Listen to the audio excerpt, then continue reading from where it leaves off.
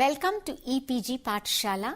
I am R. Indira, formerly Professor of Sociology at the University of Mysore and Paper Coordinator for the course Education and Society.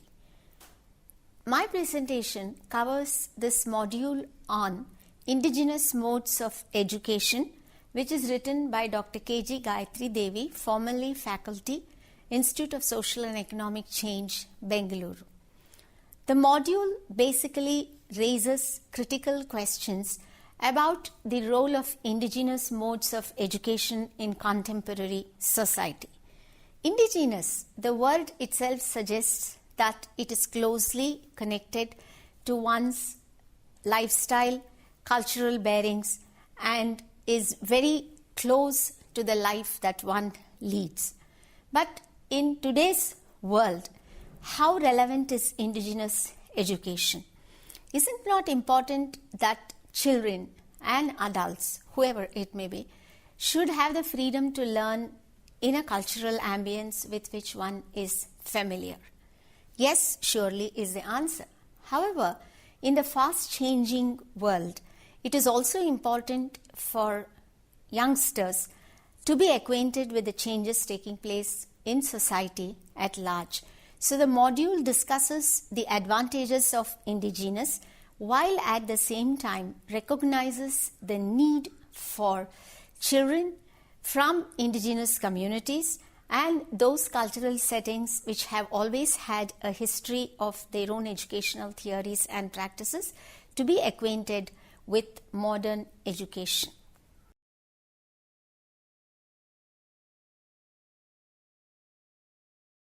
Modern societies and education. Having been introduced thus, education is mostly provided through formal means in all countries of the world today, in a structured environment through formal pedagogical means.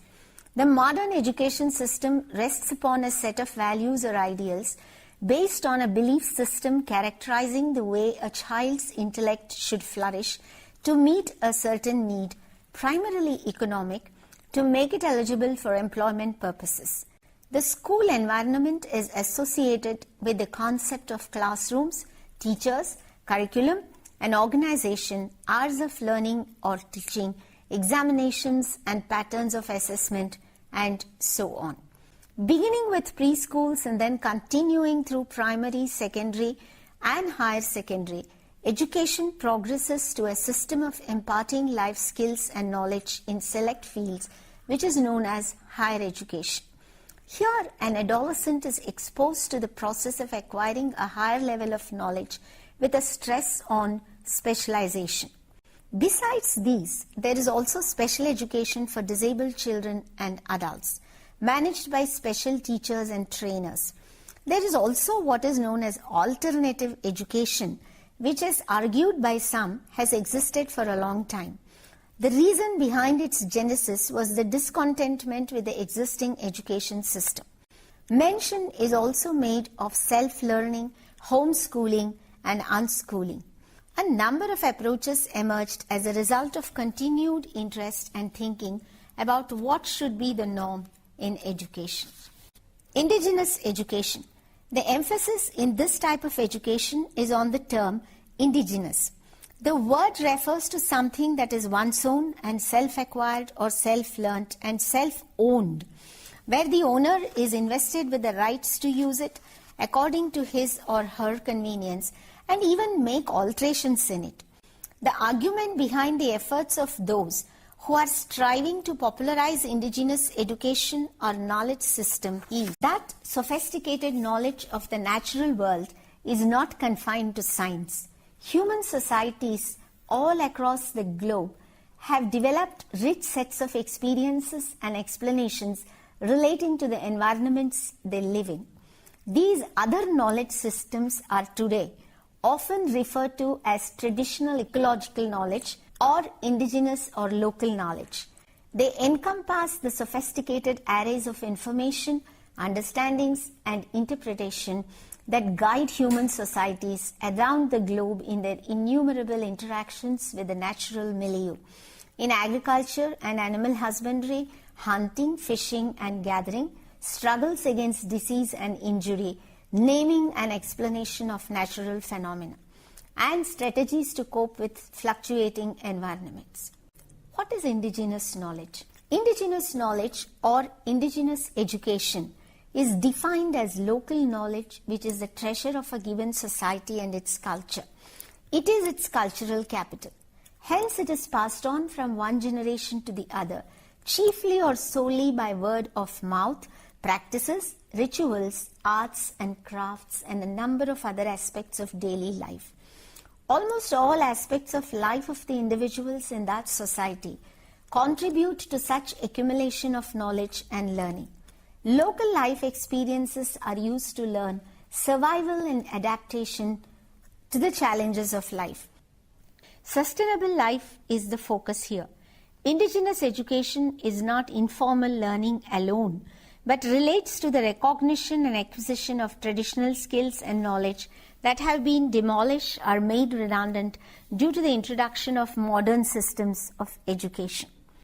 Arguments and explanations in support of indigenous knowledge. The fundamental argument in support of indigenous knowledge or indigenous education is that nearly 350 million indigenous people of the world have been historically subjected to exclusion, expulsion, and exploitation from groups enjoying political or economic power. The process has basically alienated them from their own lands and habitation, forcing them not only to become dispossessed of their livelihoods, but also lose all their cultural treasure and accumulated knowledge base. Besides total loss of cultural identity, the main impact is on their economic survival strategies that were built over a long period of adaptation to the environment where they have lived for generations. Critiques of modern education stem mainly from those sectors and persons who advocate that children and youth must be educated in their own cultures, that too using indigenous language and cultural symbols or signals. These protagonists of indigenous knowledge feel that not only the content and pedagogy of education has changed and is biased towards modern urban societies, but also that indigenous communities are eliminated from any participation in designing the courses. They are discriminated and targeted. The current scenario, according to the supporters of indigenous education, is that the youth in indigenous communities today are alienated from their own base. Thus, alienation is being experienced in various aspects of life of these communities. Modern education, introduced by the British roughly during the 1830s and 70s, was characterized by centrality of textbooks and examinations. In the place of local knowledge, the new curriculum included teaching and learning in English or other languages, and contents mostly included Western concepts and practices. This process, which is generally attributed to the missionaries, continued with the support of local rulers, social reformers, and many in the British administration. From the student's point of view, Western education was considered primarily a gateway to lucrative employment. Education became more and more textbook-centric, and there was little or no place for experience-centric knowledge, which was the hallmark of indigenous modes of education. There is thus a difference in the point of view of protagonists of indigenous system of education and those who advocate Western ideology-based modern systems of education. The former contest the utility of the latter by arguing that it has disrupted the adoption of knowledge acquired through everyday experiences. Knowledge is described by the former as the new agent of power and legitimate knowledge. The feeling was that the strengths of indigenous learning were not being recognized. These strengths were identified to be group learning or cooperative learning with a scope for an inclusive environment, observation, imitation, narratives such as storytelling, collaboration, cooperation, learning through inclusion, teacher-student interactions, inclusion, motivation, assessment by self. The advantages of indigenous education are now gaining a new recognition and visibility in many quarters. At the same time, the need for the young in indigenous communities to get access to modern education cannot be overruled. Children from local communities are placed in a situation where they have to absorb modern methods of teaching, learning, and in the process are being alienated from their traditional knowledge base. Ancient wisdom and indigenous knowledge are losing their hold on tribal societies, and the autonomy in learning and its application which they enjoyed are now being considered non-utilitarian. Though it's very important to recognize and support indigenous education based on traditional practices, one cannot totally devalue the benefits of modern Western education for indigenous communities. The problem arises because of the changed situation in which they are placed today. With the loss of livelihoods and destabilization caused by deforestation and decay of many rural and traditional occupations, indigenous communities today are caught in a compulsive need to accept and adopt modern practices. The acquisition of traditional skills and knowledge about survival strategies are more or less not useful in the new setup where they are now placed. They are often forced to migrate from their traditional habitats in search of livelihoods, and their children, in the present circumstances, cannot manage their life with indigenous knowledge only. This has to be viewed in a positive sense, keeping the changing socio-cultural context of contemporary times. Indigenous communities, being vulnerable, also lack the economic and political power to influence policy making. It is not easy to replace modern education with an indigenous one. Indigenous groups expect education to build their capacities, to seek better life chances, and provide the economic and cultural capital required to survive in the modern, industrialized, new global cities and towns. They expect to be absorbed into urban occupations as rural and tribal areas do not offer them sustainable livelihoods today. Education is looked upon as a means of rising up from poverty, squalor, and marginalized status. Many governments in the global era have been successfully incorporating multicultural values in their educational curriculum. This has to be viewed in a positive sense, keeping the changing socio-cultural context of contemporary times. Education is considered a long-term investment to end structural and basic inequalities among people. Indigenous communities have the right to access education, but that form of learning which will not destabilize their social organization and livelihood basis and make them inferior to others. Their right to access education and learning in their own languages and cultures is upheld by world organizations like the United Nations Declaration of the Rights of Indigenous Peoples. The emphasis in these indigenous modes of education is against imposition and infliction of values and knowledge that harm native communities and their cultures and traditions. Efforts have been made to achieve reduction in the divide between indigenous and non-indigenous populations as regards educational advancement beyond post-secondary education, where there is a serious gap between the two. Disparities in accessing university education continue even with the efforts of programs like the Sarva Shiksha Abhiyan, Integrated Tribal Development Program, and Tribal Subplan. Colonial rule and its impact are blamed for earlier education policies. The policies of the 1990s in particular witnessed far-reaching changes in the pedagogy and other aspects of education from primary to higher levels. Emphasis is now being placed upon reaching education to the people, our children, without drastically disturbing them from their own roots and culture. The new education method gives importance to non-formal teaching methods, teaching of local stories, learning games and hands-on exercises that revitalize indigenous knowledge. The local community is brought close to the whole process of learning and teaching with the setting up of community-based organizations like the School Development Managed Committees for every school in all the villages and tribal pockets.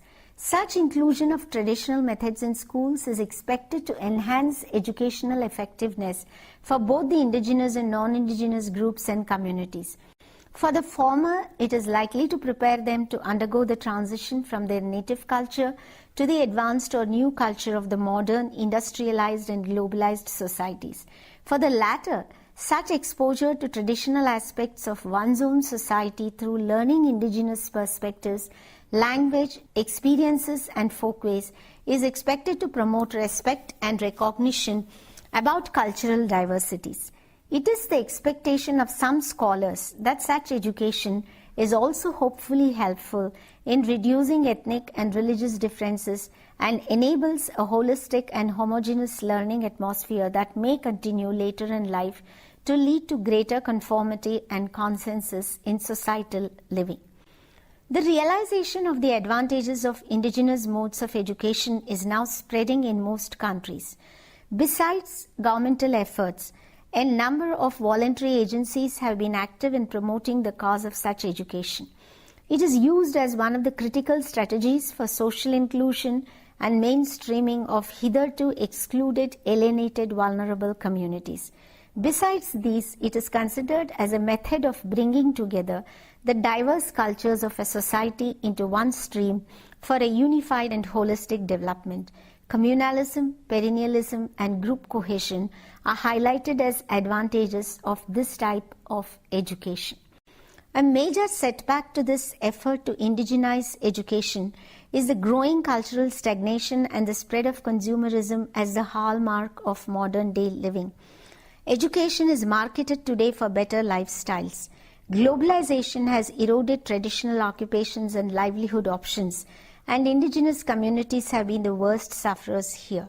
Standardization and hegemonization are the twin features of modern globalized societies.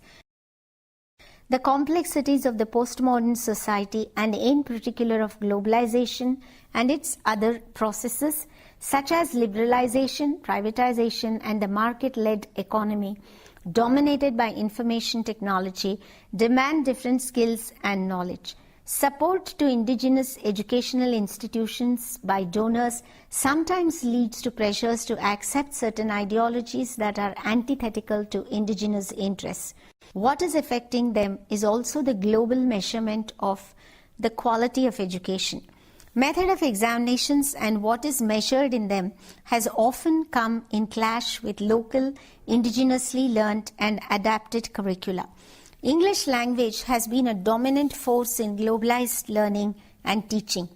To make matters worse, privatization has come in the way of the government support system to continue subsidies and other benefits to local communities. Although there are efforts to popularize indigenous education, the above challenges are placing difficulties in continuing the same. In the name of social and economic mobility, rural societies are strongly advocating the continued functioning of modern schools. It's also true that large numbers of these rural youth are joining the unemployed cohorts in the cities and towns.